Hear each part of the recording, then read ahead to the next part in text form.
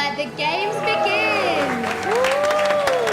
来这儿的客人呢，只要支付$10就有机会上台，在15秒之内从杯子里找出真钻，猜对了就能免费把钻石带回去。 Okay, the game is ready. Who will be our first contender? $10 for each time.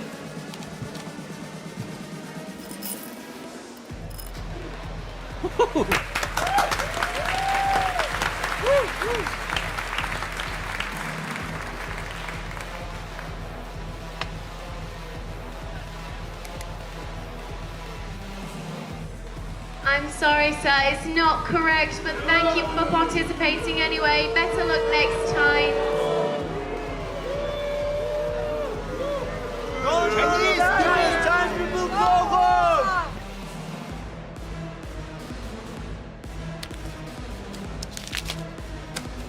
Oh, 小司令，你想干什么？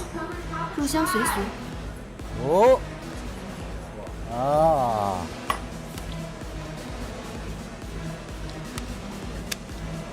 Here, here. Excellent! Yeah.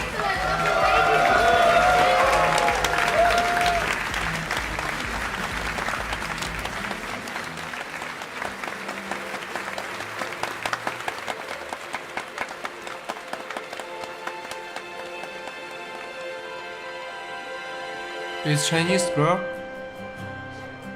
I'm not sure. Maybe.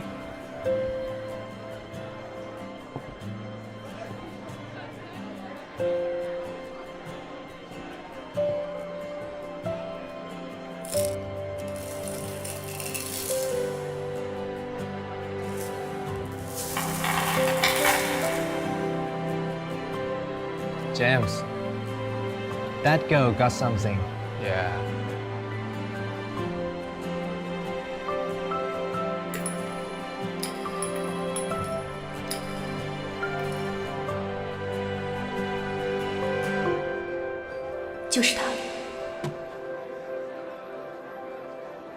Okay, time's up.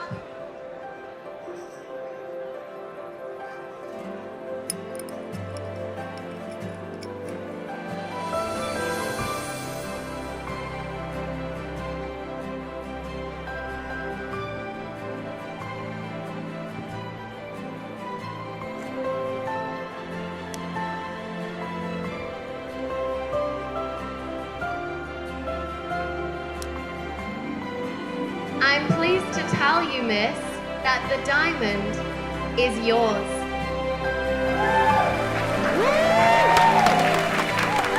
Wow. She won the game. Thank you. Chinese people are experts when it comes to diamonds. Congratulations! Give her a round of applause.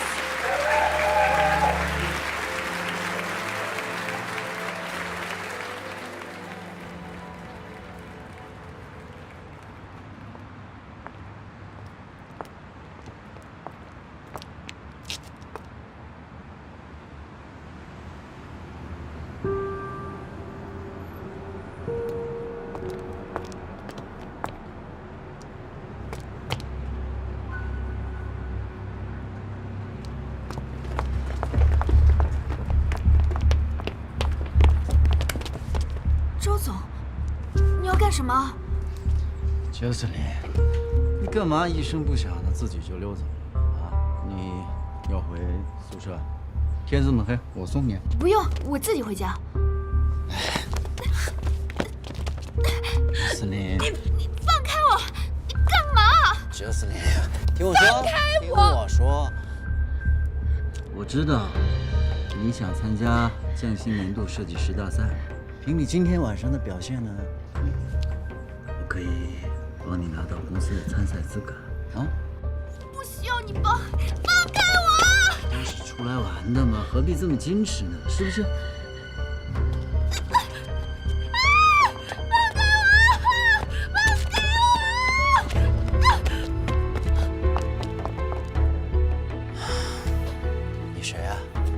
朋友，按这儿的规矩打一架怎么样？谁赢了谁带走他。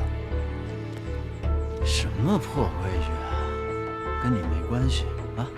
一边去！啥这是？这么关系？神经病啊你！跟你有什么关系啊？你赢了，你赢了啊！让给你了啊！小心一点，就是你啊！神经病，都是神经病。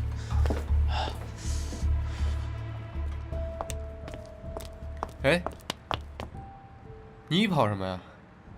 你是叫 Jocelyn 吗？我叫 James， 我也是中国人。谢谢你救了我，但是你可以先把你的手松开吗？哎，不好意思啊，我是有些事情想要问你。你刚刚在台上挑钻石的时候，是不是擦了护手霜啊？而且至少涂了2层，那样才可以利用钻石的亲油性做排他法。我是用了护手霜，那又怎么样？更何况没有任何一条规则说禁止这么做。没关系，我只是想要跟你谈一谈，也许你可以帮到我。Hey, Jam, hurry up before somebody sees us. I have booked a hotel for you. A presidential suite, king size bed for king size fun. Tonight is the night. 哎，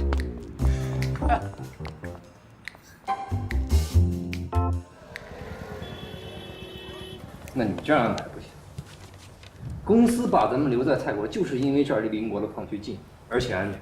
啊，那边3天2头有动了，你任何人去都难保不会遇到危险，更何况高洁又是个女孩子。有哪条规定说女孩子不能进矿区的吗？如果没有人去，这些宝石会自己飞过来吗？所以呢？周总，培训师不让我上分拣台，说我被安排去3号矿区。没错，是我安排的。你们设计师作为实习生来到海外实习呢，我觉得最重要的是掌握各个环节的操作流程。到矿区露天作业和在分拣台工作，我觉得同样的重要。所以呢，我才给你这个难得的机会，到矿区去实习，然后学到更多的知识。怎么，你是来特地感谢我的吗？啊，对了，我知道你大老远跑到这边来呢，无非是想得到代表公司参加匠心年度设计师大赛的资格。就是你，我可以很明确地告诉你，到矿区工作，实习积分是 double 的。我呢也是看在司总监对你十分器重的面子上，才特意给你这个任务。周总，你不要看在我的面子上，我就告诉你，我不同意你这样的安排。司总监，我觉得呢，你只需要负责好设计部的工作就好了，就不要插手我运营部的事情。啊，难道我运营部堂堂一个总监，连安排人工作的权利都没有了吗？司总，我可以去3号矿区。啊，这就对了。那就是你，抓紧一点时间啊！去矿区的大巴呢，已经在门外等了，千万别迟到。你可是代表公司参赛的种子学生。Good luck。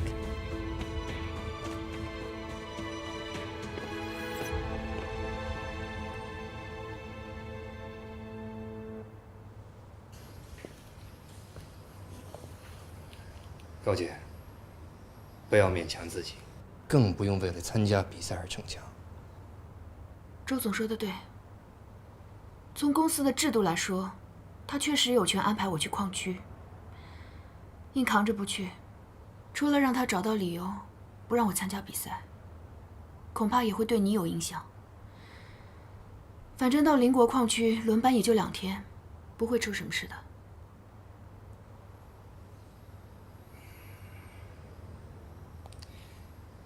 那你一定要注意安全，发生任何问题立刻联系我。谢谢司总。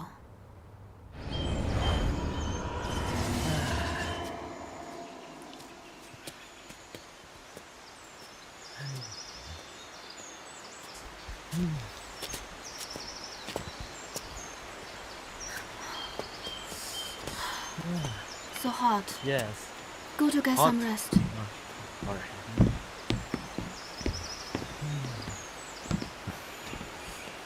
Sit down.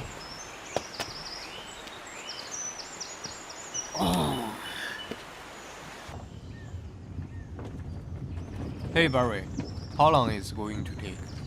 Half an hour. Okay. 高姐，快走！出事了！高姐，出事了！快走！ Oh my god!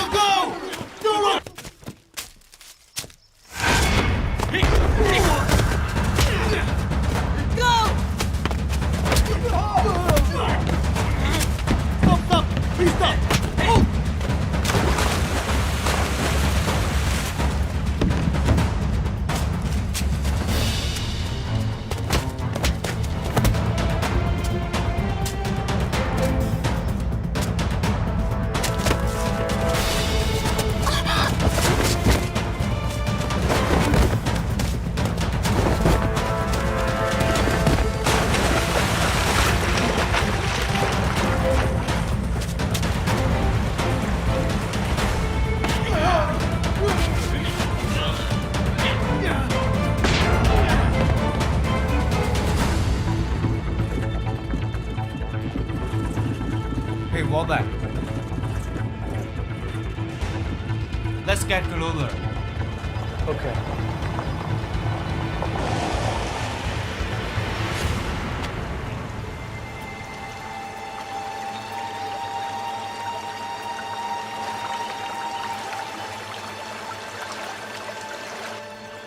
Huh?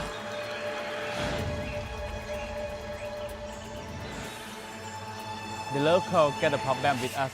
They kidnapped someone in the mining corp to bargain. Looks like we can live here. Not to mention finding the top-notch ruby. Good thing. I have a connection.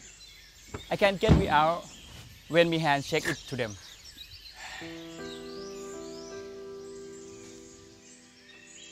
他没有把我交出去。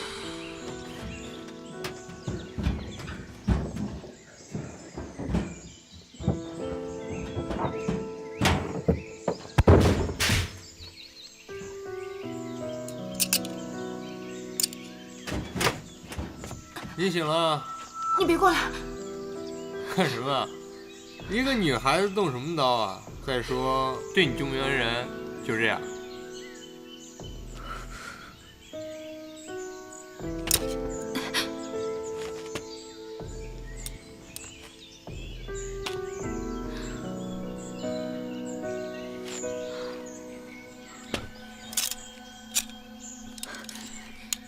你那条胳膊还想不想要了？你们不是想要把我交给矿工吗？ It's bad idea. 你们到底想要怎么样？我要是想把你怎么样的话，你还能全身一个零件都不少的站在这儿吗？你爱信不信？反正我们走不出这片雨林，就都得交代在这儿。而且我刚刚跟巴瑞的话呢，你只偷听到了一半。我们还有一个计划，如果我们穿过这片雨林，就可以避开1号矿。今天晚上在这住一晚，明天早上我们就能到达镇上。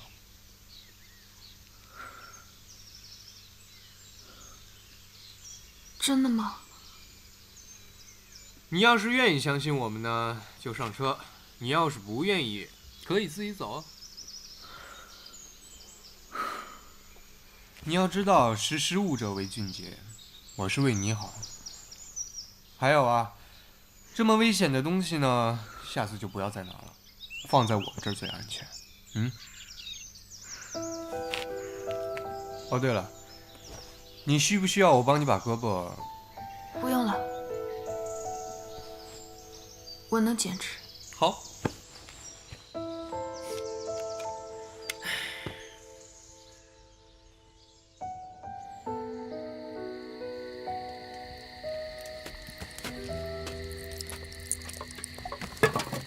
We haven't got much clean water or can. Thanks to God, we have beer. Hey, miss, you want some?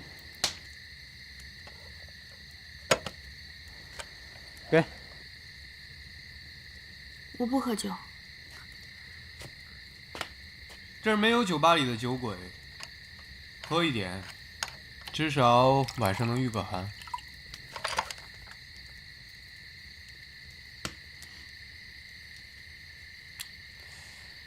你这戒备心理至于这么重吗？帮你安胳膊你也不让，喝酒御寒也不喝。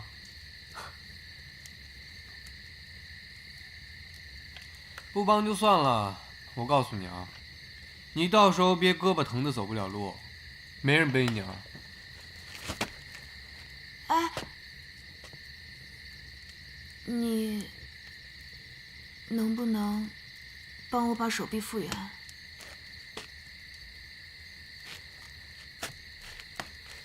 怎么，不怕我是坏人了？要走出这雨林，只能相信你了。那你先把酒喝了吧，一会儿会很疼的，可以先麻痹一下自己。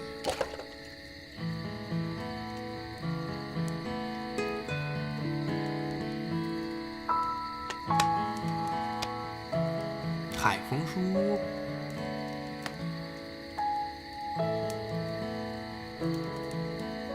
你也知道海枫书屋？上海老书店啊，你是上海人啊？嗯。老乡啊，来，握个手。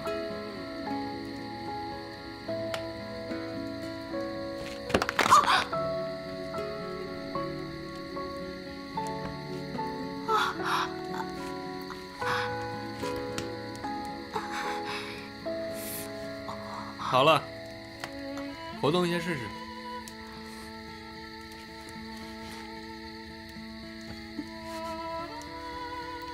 还是有点疼，不过好像好点了。这么好的酒可不能浪费了呀！来吧，敬你的勇气，干杯！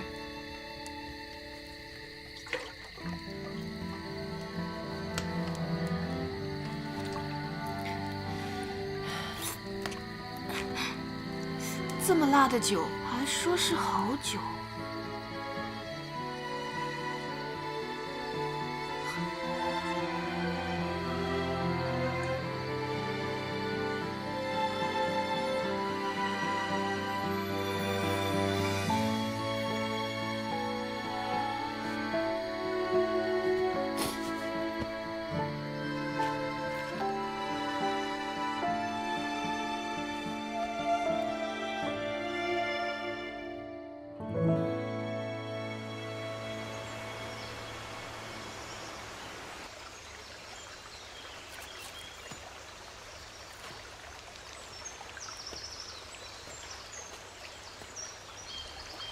想要走出去，还得靠自己。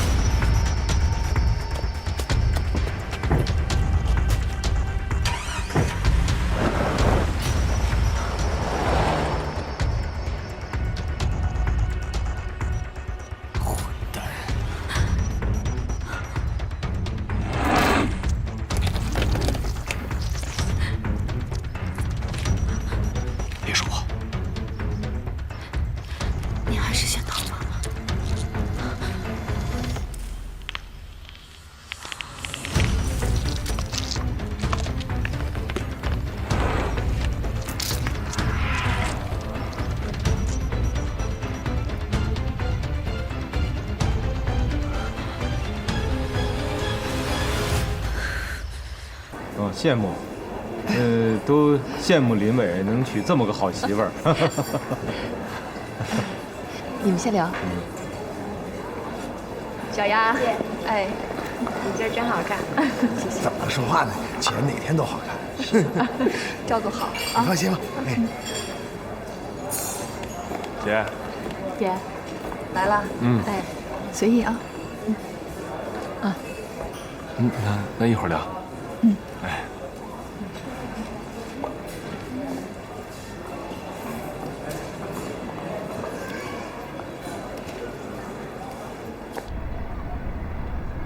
升旗来喽！默默，小莫，小莫，升旗，你来放，你来放，来，拿着，哎，抓住了啊，抓住了，这手，对，对，升旗来喽，升旗来喽，要掉下来了，放啊，收线，要掉就收线，收，你怎么了你？啊，放啊，不舒服啊？发烧了吗？没有啊，怎么了你？爸，我妈今天可能会离婚。啊？依琳姐，她不会不来了吧？依琳姐，要不你去忙吧，我们在门口等。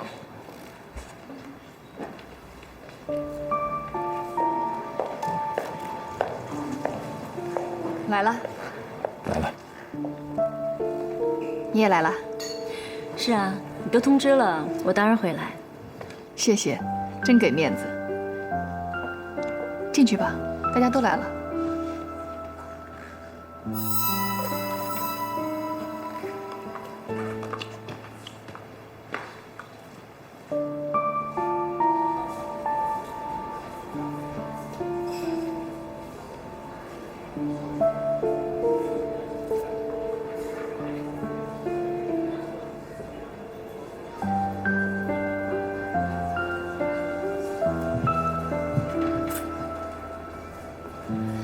各位，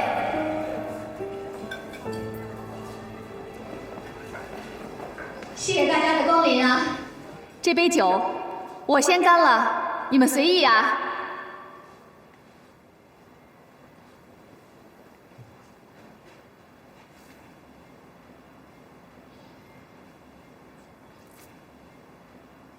平时我也不爱说什么肉麻的话，但是今天是我老公林伟的生日，也是我们的结婚纪念日，我就肉麻一回，大家请看吧。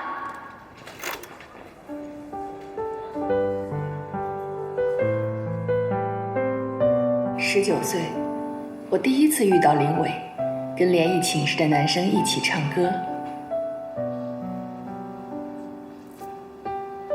20岁，我们俩第一次约会，他说要把这辈子的约会都卖给我，我给他买了一大桶冰激凌交换，他吃完拉了2天肚子。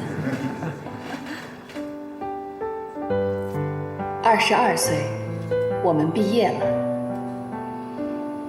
25岁，我们结婚了，有了小莫。别误会啊，不是奉子成婚。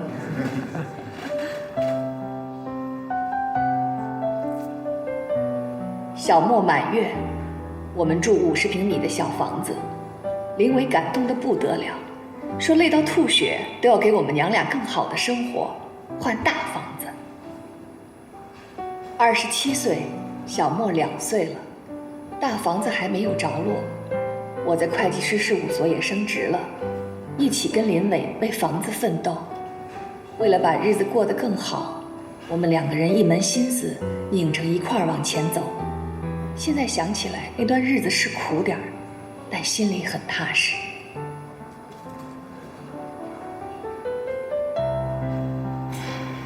这个时候，我老公得到一个很好的机会。韩总，您还记得吗？当时韩总那单生意吗？您说，只要林伟能拿下这单生意，您就给他升职。韩总，到现在我都感激你，谢谢。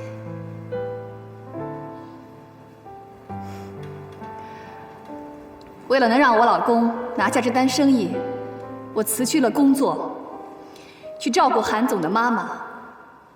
是韩妈妈自己福气好，很快就康复了。但是韩总硬是把功劳归在我头上，把这单生意给了我老公。我老公升职以后很忙，根本顾不上家，我也就没再回去工作。其实我还是挺喜欢当会计师的，这点秦山知道，是吧，老同学？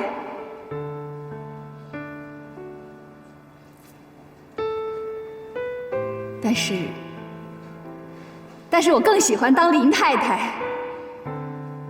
结婚之前，我跟秦山一样，认为事业最重要。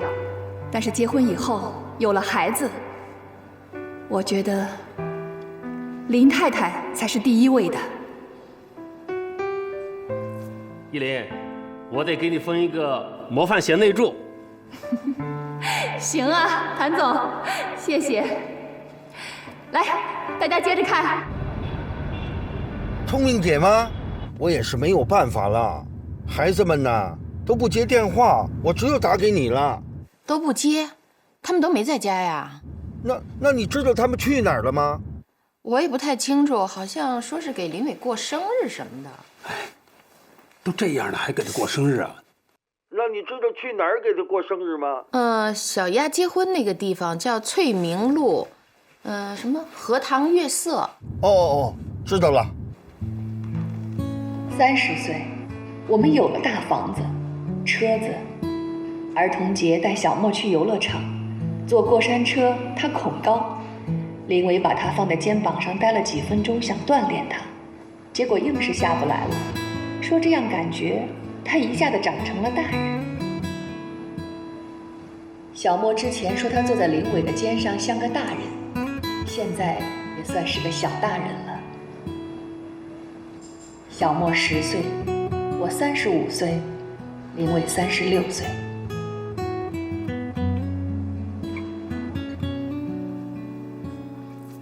19岁到35岁，16年，时间真的过得很快。好吧，下面就请我们的男主角上台吧。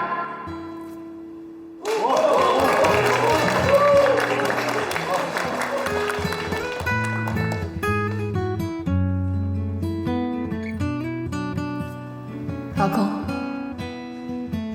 ，16年，我一直都很努力，为了你，为了这个家，不管我付出什么，都是因为我爱你。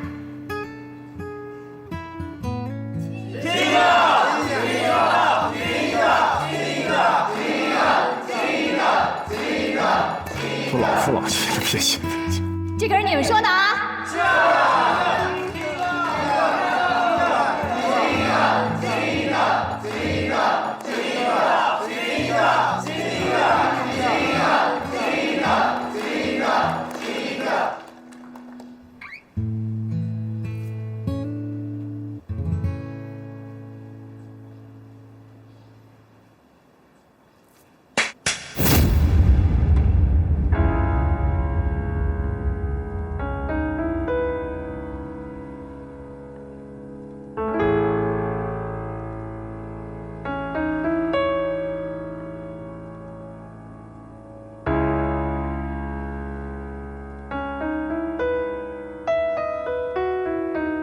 可是现在，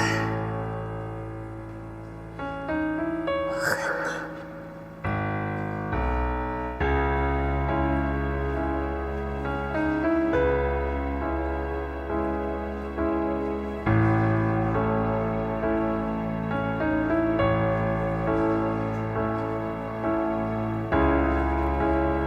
35岁，我老公背着我，跟他们公司的财务总监，我的老同学秦山走到了一起。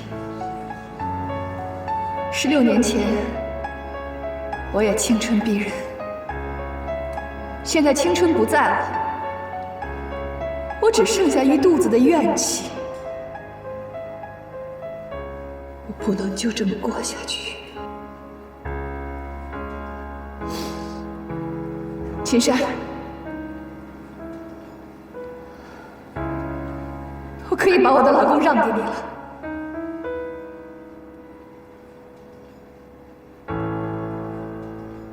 我现在放手了。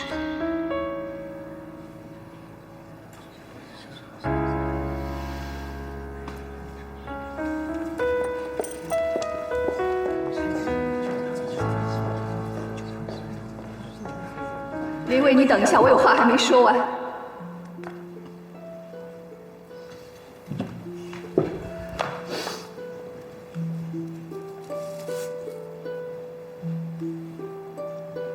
16年，我对你所有的爱，到今天都变成了恨。我必须要把这些都说出来，不然我会疯，会死。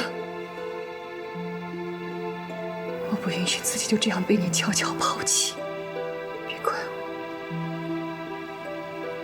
用这种形式把你对我的伤害还给你。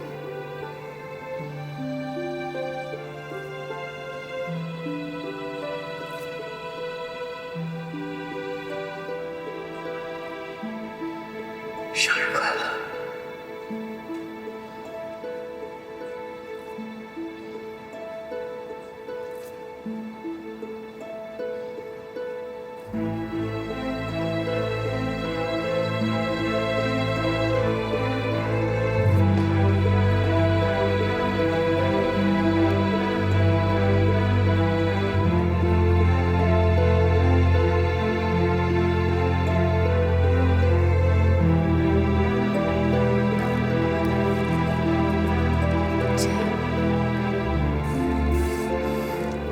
依林，对不起，谭总，扫您的兴。你们的10年的照片很感动，但结局没想到。这么多年来，你对林伟的支持，我多多少少知道一些。我一直以为林伟是一个知恩图报的人，有底线，有原则。最近公司有些传言，我都没信，可我不多说什么了，今后的路还很长。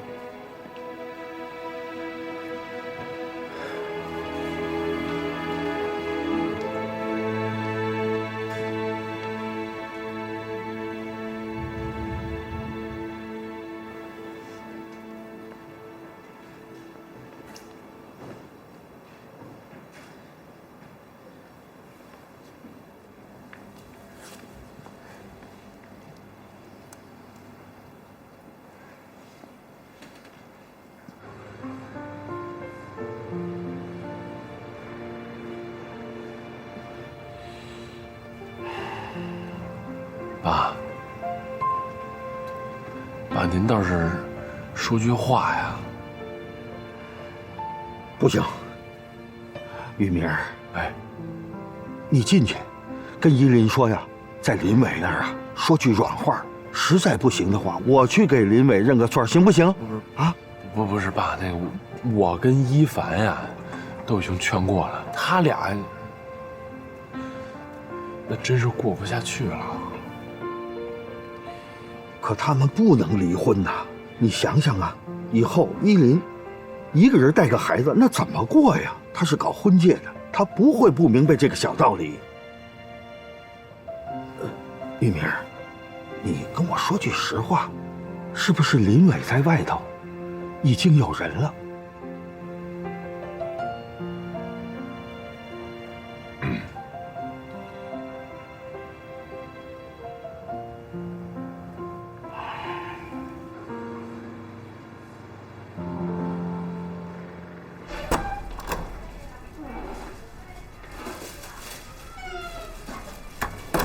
小沫啊，阿公姨父，哎，是不是饿了？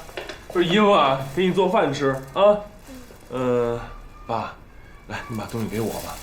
您要是累了，您就回屋呢歇会儿去。饭做得了，我叫您。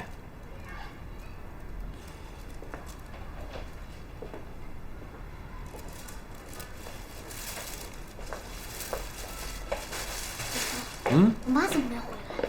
啊，你妈呀，我妈回来，只不过你妈呢，可能今天回来的会晚一点啊。姨父，我问你个问题，你说。我爸我妈是不是离婚了？你知道什么是离婚了吗？知道，就是一件没有意义的事情，很严重。有多严重？就是非常严重。小莫，你告诉我，你是不是特别怕他们两个离婚呀？我不怕，因为他们离婚了，我还能见到他们。那你为什么这么问我呀？因为我怕他们见不到了。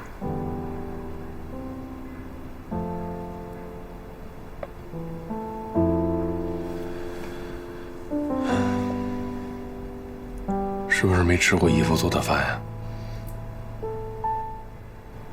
今天姨夫呀，好好的给你露一手啊，但是呢，你得答应我一个条件。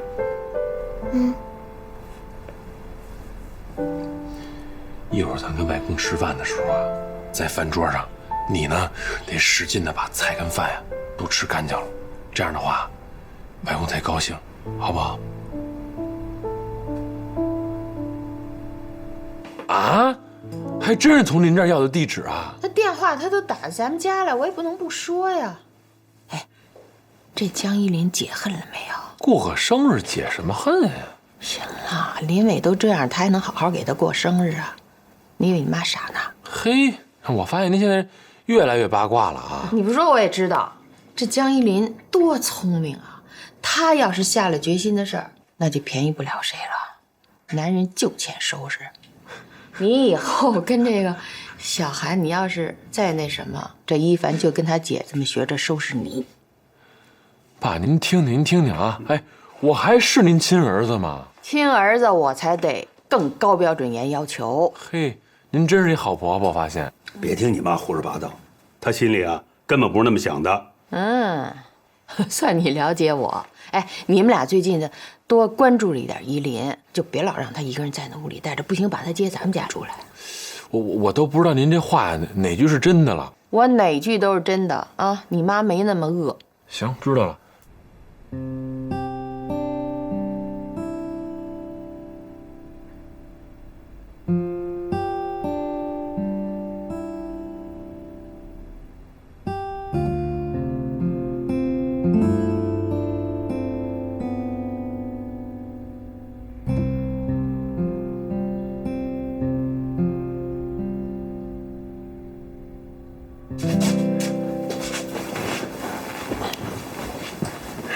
我爸怎么样啊？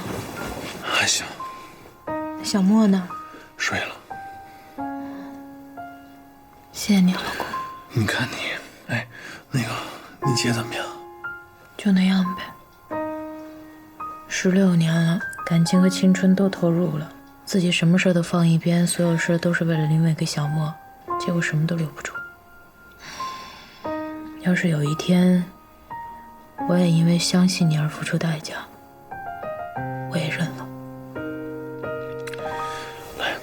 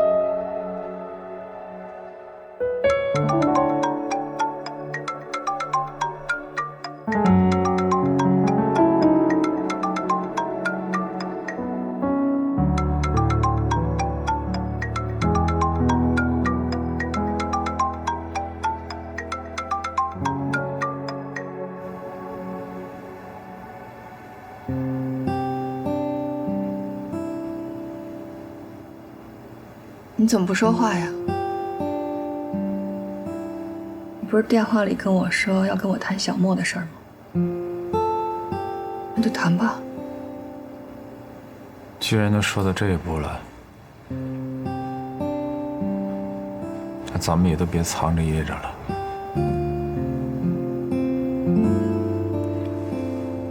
我只有一个要求，你让我把小莫带走吧。怎么可能呢？我怎么可能会把小莫给你呢？这个问题连想都不用想，你根本就没有资格。是，我是没有资格说这样的话。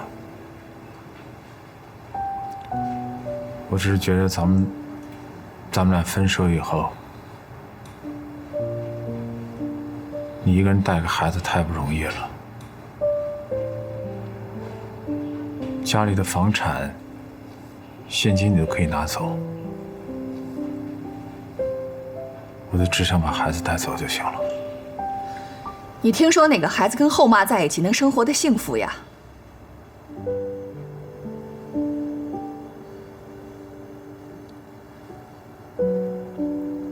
小莫是我一手带大的，他从小到大，所有的事情都是我在照顾。他已经习惯了跟我生活在一起，而且我们俩之间没有必要较劲，要想到孩子的感受。我不想让他因为这件事情改变他自己的生活环境。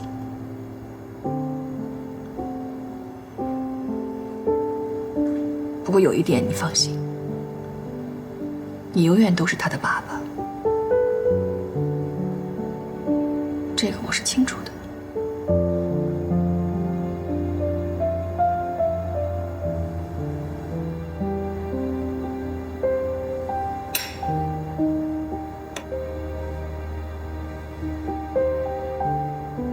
16年的感情，没想到会以这样的方式结束。我知道。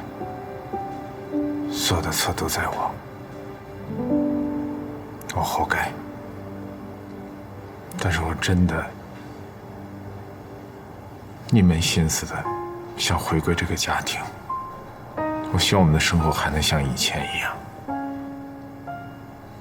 但是我真的没想到你会那么做。咱们俩之间起码的唯一的一点信任都没有了。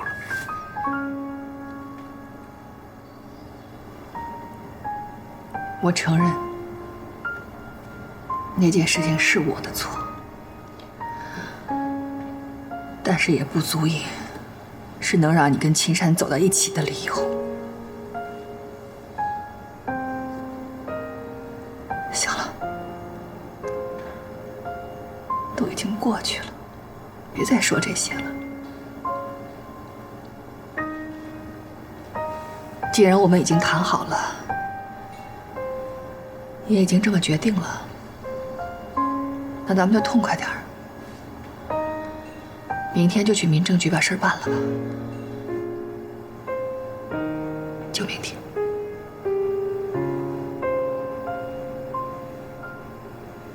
我先走了。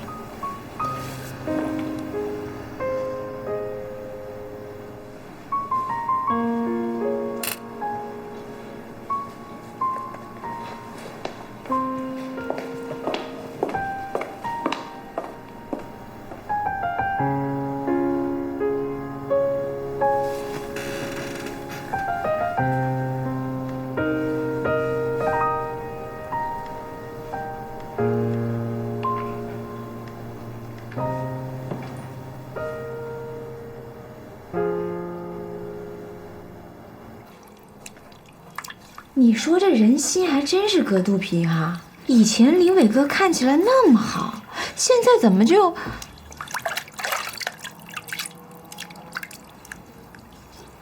不过这么一想吧，我现在好像也没有这么讨厌这房子。家嘛，肯定越看越好。好像也没那么讨厌你了。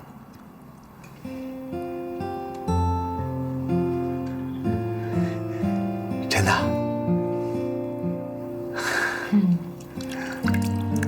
假的。不可能，你的眼睛就出卖你了，我知道是真的。哎呦，我一会儿得给林伟同志打个电话表示感谢，这反面教材做的太好了。你神经病吧你！不瞒你说，就刚才你那么一说吧，我好像还真有点犯神经。你说不讨厌我，那是不是就是很爱我的意思？你要是很爱我，就……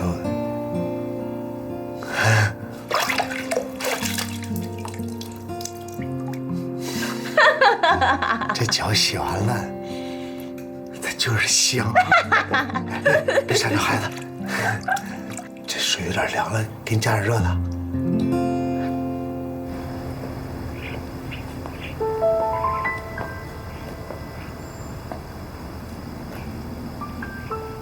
你就没有什么话想对我说吗？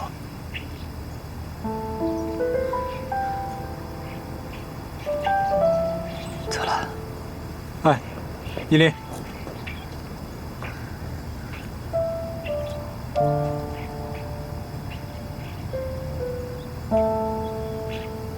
你什么都不用说，我不想听。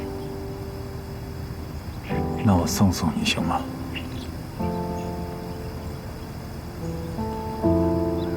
我向你保证，我什么都不说。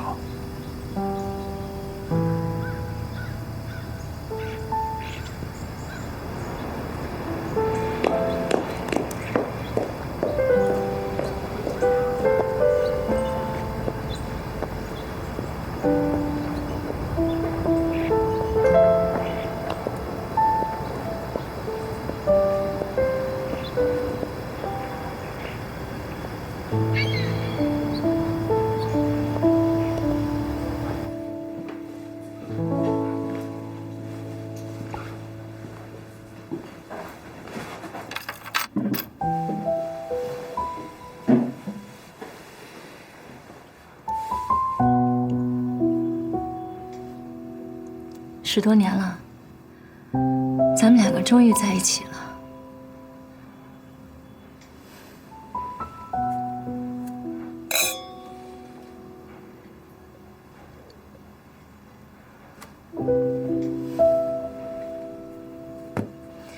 明天你就搬过来住吧。青山，不是都离了吗？怕什么呀？公司那边的同事，我想过几天也就忘了。咱们俩的事儿，公司上上下下几乎全知道。我们又在同一家公司，今后抬头不见低头见。你觉得这样合适吗？那你什么意思啊？我觉得挺别扭的。其实我是想，我不辞职。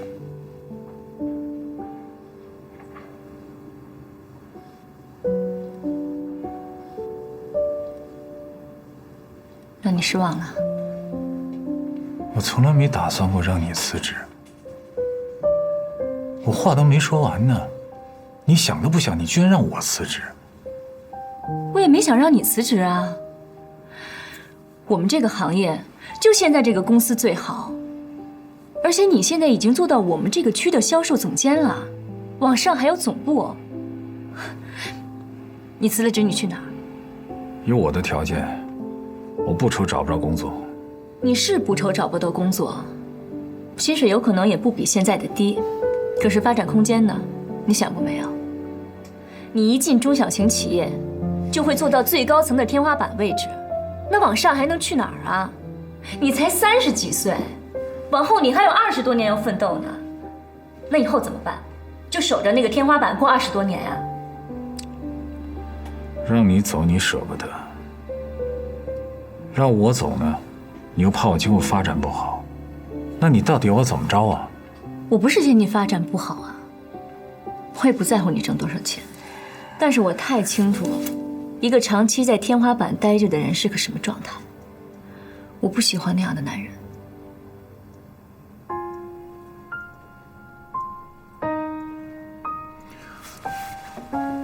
深深，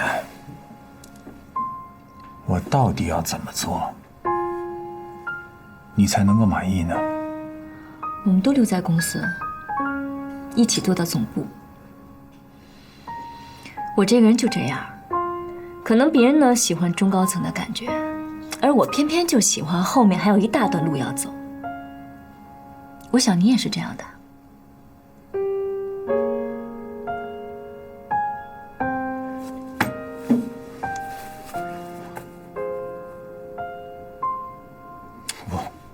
我还以为我们今天要聊的，你要跟我谈的，我还以为是咱们今后怎么生活，咱们今后怎么过日子。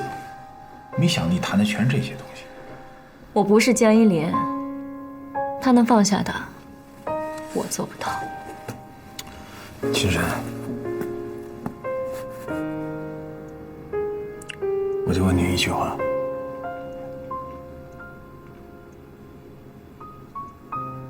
你是真的爱我吗？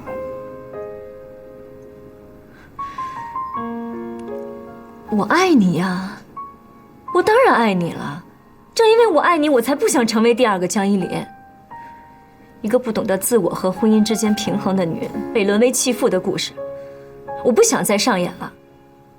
林伟，你为了我放弃10几年的婚姻，那你应该清楚，什么样的女人才能够抓得住你。你家那串钥匙也用不着了，就扔了吧。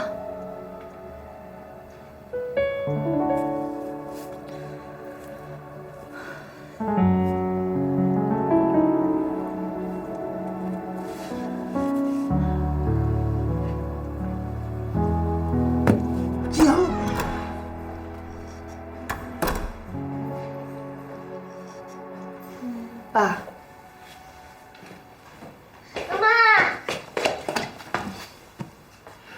乖吗？妈妈，我又快输了。小莫，棋不下了，去做作业去。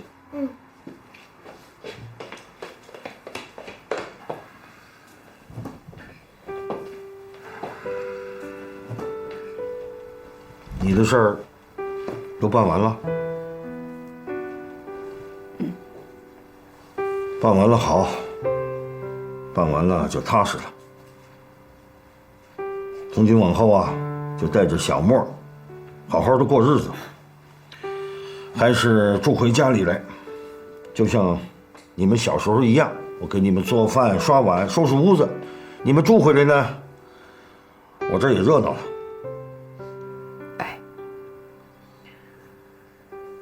爸，对不起啊。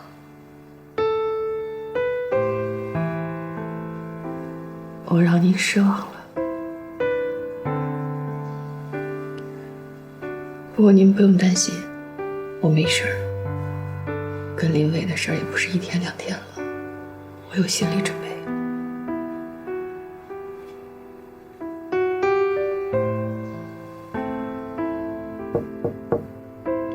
小莫，妈妈可以进来吗？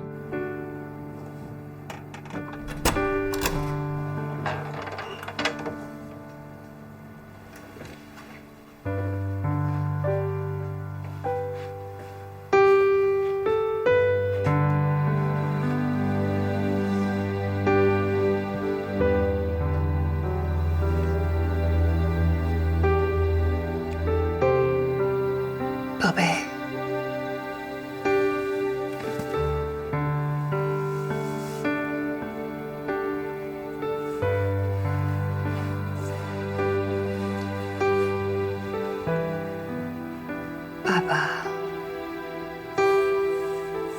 爸爸和妈妈今天分开了，以后就是妈妈带着你了，行吗？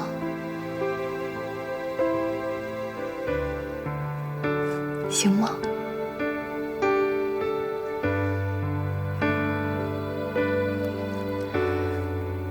妈妈保证，以后能让你生活得更好。爸爸其实一直都是爱你的。如果你想到了，就跟妈妈说，妈妈可以带你去见他。你跟爸爸之间的事情，妈妈不会干涉，好吗？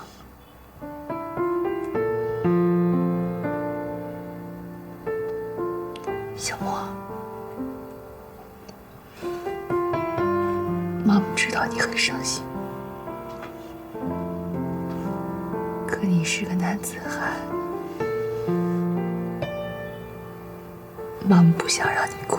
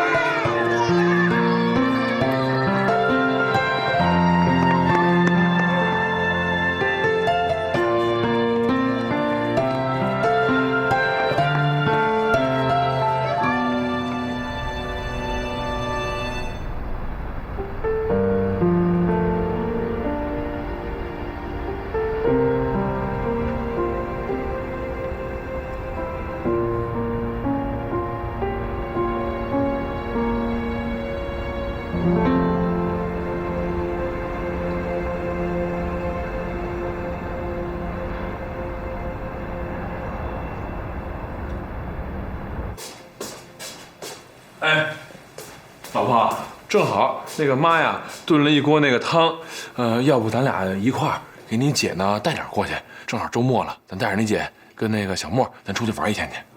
我爸给我打电话了，说让我先别过去，让姐先一个人安静待几天。那行吧，那他现在状态怎么样啊？还行吧，就正常呗。我怎么觉得他现在这样反而不正常呢？是啊，你说他最后也就闹了这么一下，前面也没见他哭，没见他发泄过，也就上回我去找他，他哭了一会儿，自己又给忍回去了。我真想让他好好哭出来。慢慢来吧。哎，你要不让妈把多出来的分一份出来，我给小韩送过去啊。哦，哎，正好啊，我想跟你商量个事儿。什么呀？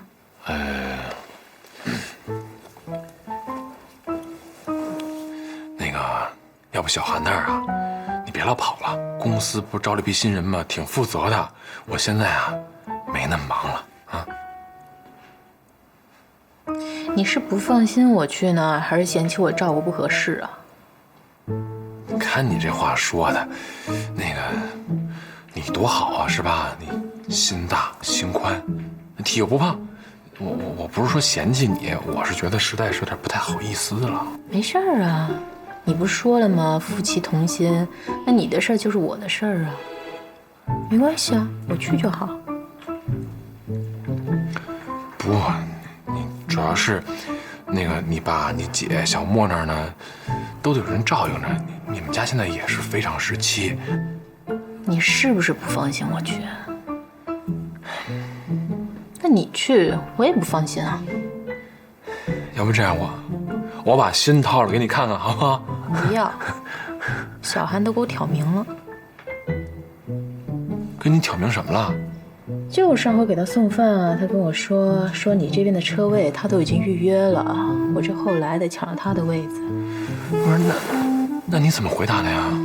我能怎么回答呀？我跟他唇枪舌剑啊，他不是病人吗？我得让着他点。对，我觉得你做的太对了，真的啊。还有啊，千万别因为他惹你生气了啊！当然了，咱也不让他生气啊。放心吧，反正有我就行了，就不用去了。啊，你要非要去的话，我得跟着。那成，那今天咱俩就一块儿去啊！正好不是前2天做一检查吗？今天报告也该出来了，我跟妈说一声啊。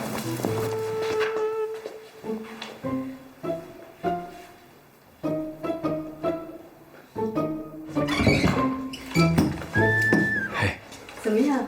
啊，医生说呀，骨骼恢复得很好，可以不用戴护具了。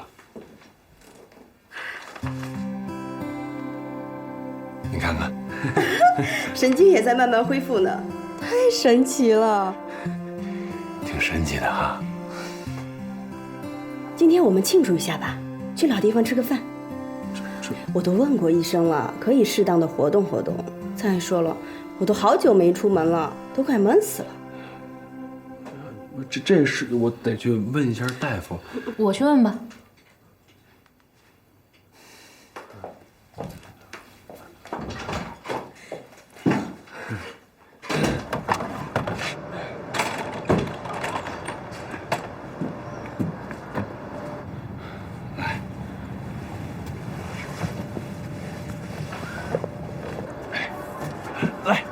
来，车，你能帮我进去吗？可以吗，王太太？可以啊，你看这台阶儿，轮椅都上不去，抱进去呗。啊，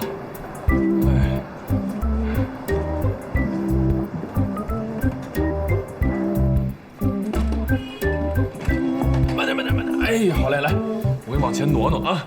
哎，你们来了。老板。哎，老板，哎，怎么回事啊？哎呦，这受了点小伤。哦，哎，你们俩好长时间没来了吧？结婚了吗？雨明结婚了，小韩还没有。哦。老板，点菜。好。老3样。来一个香里腊肉、宫保鸡丁，还有双椒鱼头。哎呦，双椒鱼头你吃不了吧？这太辣了。我给你点的，你不是喜欢吃吗？我吃什么都行。没关系的，再来2碗米饭，我半碗，你1碗半。再来2杯冰的酸梅汤，我把我的冰都给你。啊？好了，就这些吧。哎呀，别！那什么，你吃什么呀？对不起，我真的不是故意的，因为之前总是跟他来，所以都习惯了。没事儿。你想吃什么？你们这热菜都已经点差不多了，那就再来个凉菜。泡椒凤爪。老板就这样，去吧。好的，马上打。泡椒凤爪，这百爪挠心的，够酸的呀。我没事儿，我能吃。你是病人，你吃不了。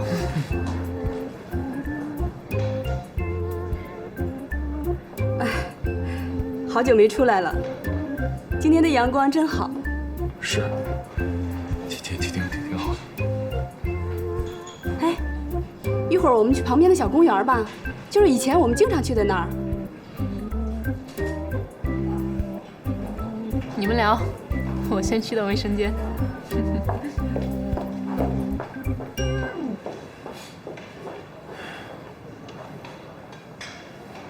他不会生气了吧？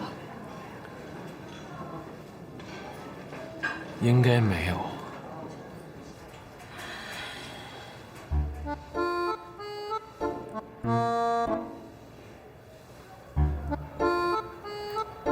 马静，听我吐槽。我一点一泡椒凤爪，结果他在那边说什么？哟，百爪挠心啊，够酸的呀！哎，你说他什么意思？百爪挠心？你这真说到你心里去了吧？什么说我心里去了？他就这样，老抓着我要爆发的临界点。你可千万不能爆发！你这一爆发就成泼妇了，正吃饭的都没了。我知道，我说这种人真是太难对付了，老扎着我，我还没法回我。那人家也是见过世面的，好不好？刚吃饭的时候，他就一直在那边说他跟王宇明以前那点事儿，以前吃什么菜。还说什么一会儿让我们去旁边小公园去逛逛吧。哎，你说他腿都这样了，他走什么呀？还是他王一鸣抱着他呀？那你们家老王呢？他怎么不拒绝呀？你别拱我火，我好不容易才忍下来了。我得大度，我得给他阳光。我觉得我现在怎么就那么虚伪啊？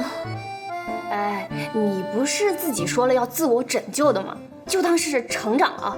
你就先这么虚伪着，虚伪着虚伪着就自我催眠了，到时候就真大气了。我给你支个招，你们家那老王不是工作忙吗？你赶紧发动外援啊！什么呀？听不明白啊！哎呀，我现在火直往头上拱，我听不明白。哎呦，这女人啊，一上火智商就直线下低了。你让那个杨小宝赶紧把你们家老王给叫走啊！对啊，你给小北打电话。我一会儿还得出去了，我现在得稍微平静一下我的心情，还得微笑，虚伪一下是吧？成长，淡定啊！